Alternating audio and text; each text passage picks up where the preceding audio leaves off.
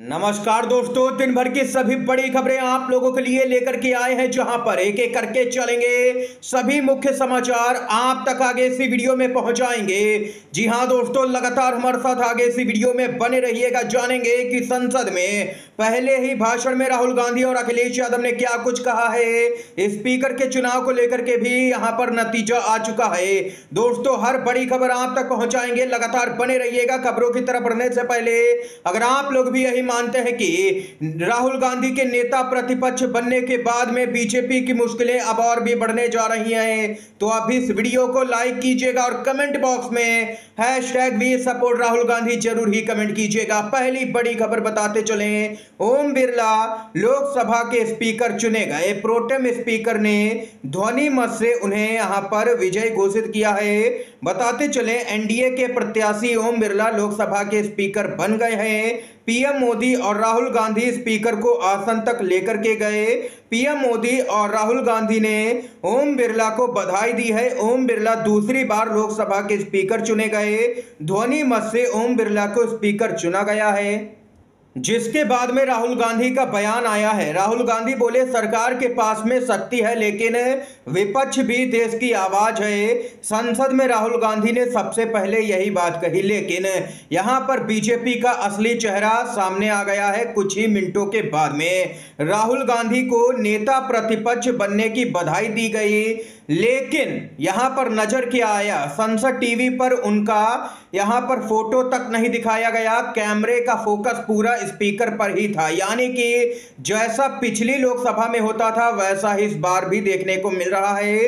राहुल गांधी अगर स्पीच देते हैं तो उनकी जगह पर यहां पर स्पीकर का ही चेहरा दिखाया जा रहा था, पिछली लोकसभा में भी और अब भी वैसा ही हो रहा है दोस्तों। यानी कि बीजेपी अपनी हरकतों से बाज नहीं आ रही है।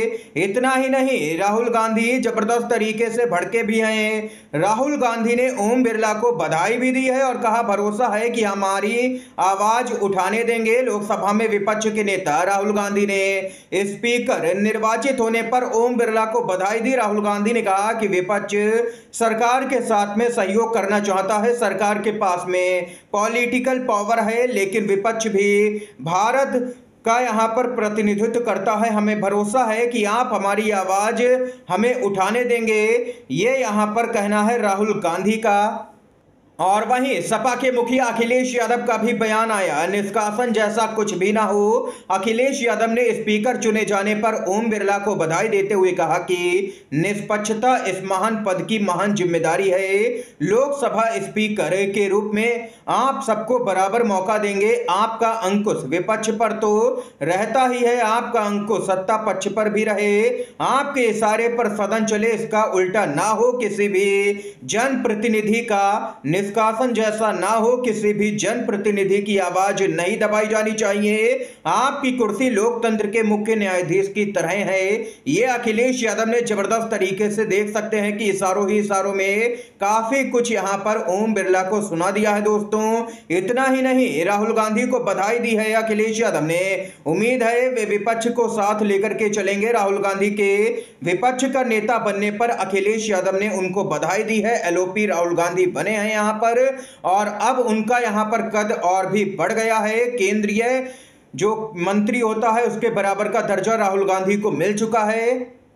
इतना ही नहीं दोस्तों, एलओपी बनने के बाद में राहुल गांधी का अलग ही अंदाज नजर आया है। राहुल गांधी संसद में इस बार टी शर्ट में नहीं बल्कि कुर्ता पहन करके पहुंचे हैं। ये यहां पर दोस्तों देख सकते हैं कि राहुल गांधी का अलग अंदाज आज नजर आया है नेता प्रतिपक्ष बनने के बाद में। इसके साथ ही दोस्तों, केजरीवाल की मुश्किलें बढ़ा दी हैं। अब ईडी के बाद में सीबीआई ने दिल्ली के मुख्यमंत्री अरविंद केजरीवाल को सीबीआई ने गिरफ्तार कर लिया है। कोर्ट ने पूछताछ की जैसे ही अनुमति दी, तत्काल उन्हें गिरफ्तार कर लिया। केजरीवाल पहले से ही जेल में हैं। आज ईडी वाले मामले में उनकी जमानत पर सुप्रीम कोर्ट में सुनवाई होने वाली थी, लेकिन यहां पर एक और अपडेट आ गई है। दिल्ली के मुख्यमंत्री अरविंद केजरीवाल ने सुप्रीम कोर्ट से अपनी याचिका वापस ली। अरविंद केजरीवाल के वकील अभिषेक मनु सिंघवी ने कोर्ट में कहा कि हमें नए आधारों पर फिर से याचिका दाखिल करने की इजाजत दी जाए। ईडी ने भी आपत्ति नहीं की और सुप्रीम कोर्ट ने भी इजाजत दे दी है, यानी कि नए सिरे से याचिका दाखिल की जाएगी केजरीवाल की तरफ से सुप्रीम कोर्ट में। लेकिन दोस्तों यहां पर एक बात यहां पर गौर करने वाली है। विपक्ष को लगा कि 240 पर बीजेपी का गेम ओवर हो गया है। नहीं, ऐसा नहीं हुआ है। साजिशों का असली गेम यहां पर बीजेपी ने अब शुरू किया है। केजरीवाल के मामले को देख करके यही लग रहा है। केजरीवाल पर आज जिस तरह मुकदमे पर मुकदमे ठोके जा रहे हैं, वो फिर से ईडी सीबीआई के दौर की वापसी है। इसके दायरे में और भी नेता जल्द ही आ सकते हैं, ऐसा माना जा रहा है। इंडिया को एक मजबूत विपक्ष की दरकार है, इसलिए केजरीवाल के लिए आवाज उठानी चाहिए। ये वक्त चुनावी लाभ हानि का नहीं है, ये वक्त दमन के विरुद्ध आवाज उठाने का है। हेमंत सोरेन के पक्ष में भी यहां पर आवाज उठानी चाहिए। सदन के अंदर मांग करनी चाहिए कि प्रमुख नेताओं को रिहा किया जाए।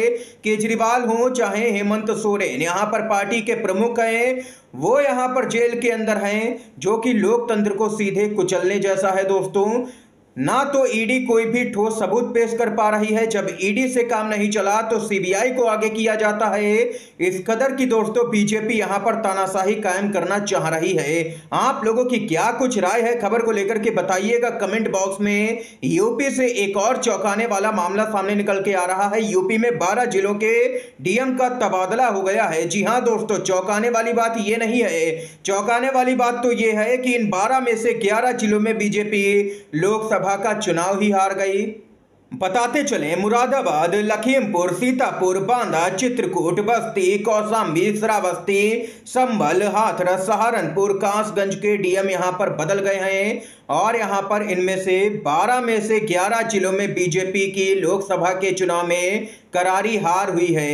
ये यहां पर दोस्तों खबर आई है। इतना ही नहीं, नवीन पटनायक को बहुत देर में समझ आया कि बीजेपी और मोदी का साथ देना पूरी तरह से घातक था। ये दीमक की तरह उनकी पार्टी को खोखला करता गया और अब लोकसभा में एक भी सांसद नहीं है बीजेडी का, जो कि पार्टी बनने के बाद में पहली बार ऐसा देखने को मिला है। उड़ीसा की सरकार गई, गिने चुने सांसद हैं, राज्यसभा में ही रह गए हैं। नवीन पटनायक ने पिछले 10 साल हर मुद्दे पर बीजेपी का साथ दिया, यहां तक कि बीजेपी के रेल मंत्री को राज्यसभा भेजने में भी बीजेडी ने ही मदद की थी और बदले में जो मिला वो आज यहां पर पूरा देश देख ही रहा है कि बीजेडी का हालत यहां पर क्या हो चुका।